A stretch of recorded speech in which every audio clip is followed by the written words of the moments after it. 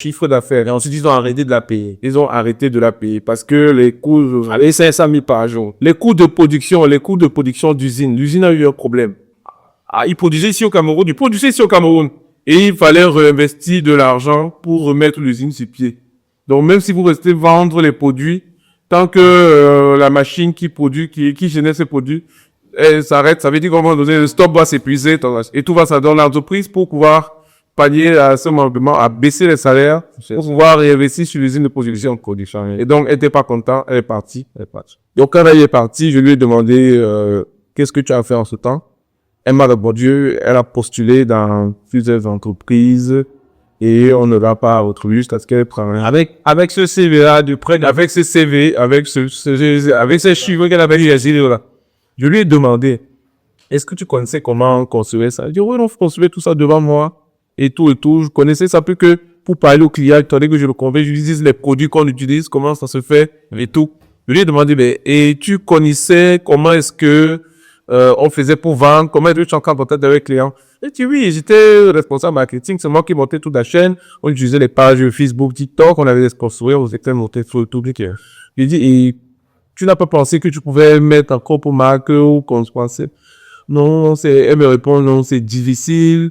Quand tu veux demander à quelqu'un de t'accompagner, les hommes veulent seulement te prendre pour phare. J'ai postulé dans plusieurs entreprises, on m'a pas rebuté. Moi, j'étais d'abord à la maison. Je me suis posé des questions. Je lui ai dit, mais tu vendais pour 500 000 francs par jour. 500 000 cartes avec cette glace. On ne t'a pas raté. Je lui ai dit, est-ce que tu as le portefeuille de tous tes clients avec qui tu travailles, à qui tu as vendu? Je lui ai dit, je peux me retrouver, j'avais plus de 2000 clients, je te rapporte, elle a un portefeuille de plus de 2000 clients. qui désire la cosmétique. J'ai une offre. Et qui génère 500 Il a acheté, je rien ça, par 500 000 par jour. Et 500 000 par jour, c'est énorme. Elle me dit, certes, elle n'a pas la formule exacte, mais elle peut savoir comment on fait le produit. Je lui dis, mais est-ce que tu as essayé de faire un business plan pour proposer aux gens et tout?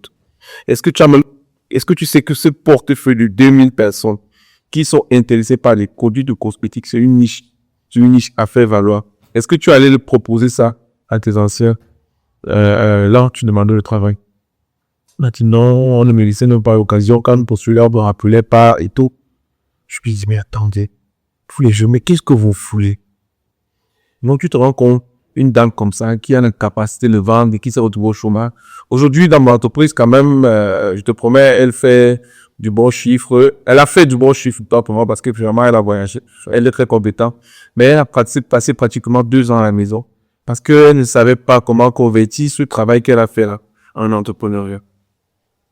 Si c'était une personne dynamique, elle aurait été une concurrente. On aurait été dans un autre pays. Elle aurait été une concurrente féroce pour cette entreprise qu'il a licenciée. Avec cette capacité de vente. Mais aujourd'hui, pour une cette ambition, il se décourage rapidement. Il cherche le cadre idéal pour se développer. On doit tout faire pour qu'ils viennent se développer. Ils ne veulent plus souffrir. Et, pour un autre exemple, ça c'est vraiment une histoire, c'est pas une histoire, mais c'est un fait marquant de notre société. Et que je reproche à beaucoup de jeunes. Au Cameroun, quand un jeune finit à l'université, quand il a son diplôme, s'il est à Yaoundé, il va déposer 5 ou 6 demandes d'emploi.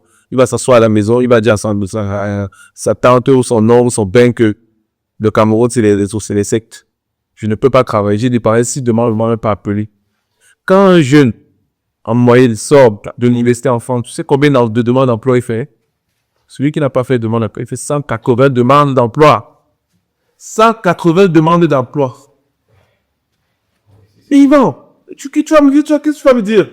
Bon, je peux pas entrer dans les détails. Tu vas me dire que quoi, qu'il faut les mails, je veux pas oser. Et pour le panel, c'est à les mails aussi, Même chez nous ici, il y a des grandes entreprises où on peut postuler par mail.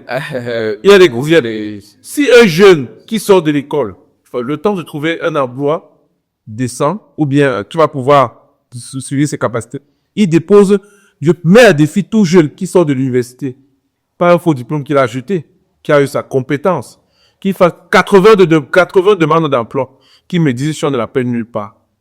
Il va me dire si c'est de meurtre Cameroun comme coton. J'ai dit, je mets à défi un jeune. Il sort de l'université, il a son diplôme, il sait qu'il a sa compétence. il fait son CV, il fait sa lettre de motivation. Il fait 80 demandes d'emploi. Il y a les entreprises, il n'y a pas que les multinationales, il y a les startups. Il va me dire s'il va rester à la maison. Mais non, chez nous, ici, dès que je fais 10 demandes, il rentre, il dit aux parents, il dit, ah, c'est vrai que maintenant, s'il n'y aura pas la réaction, je ne peux pas travailler. Donc, les jeunes ont tellement d'excuses dans notre contexte. C'est surtout que quand tu regardes, on va dire quoi, le fonctionnement, on va dire quoi, du recrutement au Cameroun, très souvent, on va dire quoi, c'est assez opaque. C'est assez opaque comment c'est fait. Parce que, déjà, les canaux d'acquisition ne sont pas accessibles ou souvent très rendus publics pour les jeunes. Il y a le Fonds national de l'emploi. Généralement, le Fonds national de l'emploi, on va dire que beaucoup vont faire on va dire les retours comme quoi les propositions sont d'un tout autre ordre. Ça veut dire que tu peux te déposer comme on va dire quoi, assistant de direction, un mec fait des propositions dans des secteurs qui n'ont pas grand-chose à voir. D'abord, tu sais le dernier en expérience, Simon. Ça, on maintenant la situation. C'est que les études, j'ai fait 1 an de stage, je n'étais pas payé. Pas que j'oubliais quand t'as gagner en expérience. Oh, mais les jeunes sont prêts à se sacrifier de nos jours. Mais c'est aussi parce que quand tu regardes ici, il faut aussi comprendre le sens au coup. Moi, par exemple, je suis comme toi. Oui. On s'est battu. Oui. On s'est battu. On a pris des décisions qui peut-être allaient à l'encontre même des recommandations des parents. C'est ce qui s'est passé. Je n'en pas forcément les détails, mais on pourra revenir dessus plus tard. Mais là, c'est un peu comme des épiphénomènes. Ça veut dire que c'est l'exception qui confirme la règle. Okay. Déjà parce que bon, la réalité c'est que toi et moi, on n'est pas de famille. On n'est pas riche non plus. Mais on n'est pas pauvre non plus. On est un peu au milieu, on va dire ça comme ça là. Ça veut dire que on manque pas à manger, mais bon, c'est pas depuis qu'on va acheter une PlayStation par exemple directement. Mais il y a des familles quand même où c'est difficile, c'est vraiment difficile. Ça veut dire que même une fois, c'est-à-dire qu'il y a un compte à rebours dès que tu finis les études. Que de temps en temps, tu rentres un truc comme ça, là, tu regardes le papier, tu regardes, est-ce que mon fils, tu dois chercher un boulot, hein. Et le boulot, il va être un boulot où tu pars, tu te lèves le matin, tu pars, tu rentres le soir et on se regarde comme ça. Et que le boulot, là, c'est qu'il faut que tu participes à la maison. Du coup, quand toi-même, tu as déjà cette charge-là, que cette pression que la famille te met, c'est difficile de sortir et de dire que tu vas chercher un boulot pour l'expérience parce que la famille t'a déjà mis la pression que tu dois avoir un boulot qui te ramène de l'argent.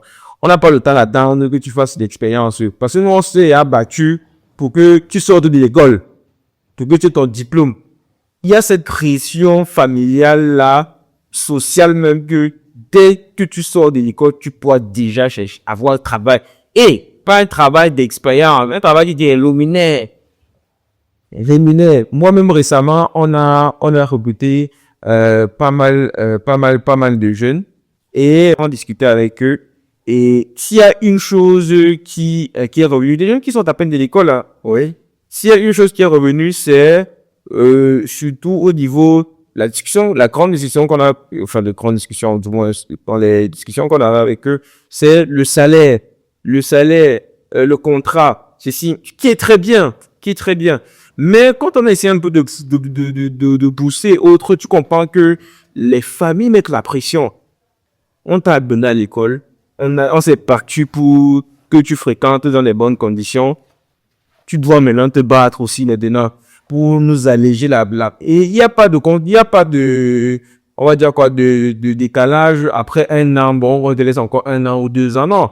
C'est dès que tu finis, le jour où tu prends maintenant, tu prends les rendez-vous que demain, il commence à, et dès le avant, tu avais dit de chercher à le travail. Pour que dès que tu finis, on t'embauche directement. Et c'est ça, il vient. Maintenant, quand tu dis que vraiment les jeunes ne cherchent pas, ils cherchent. Le problème, c'est que ils n'ont peut-être pas la même flexibilité. Les familles ne leur donnent pas la même flexibilité pour pouvoir justement prendre du temps. Moi, je vais te donner, bon, vas-y.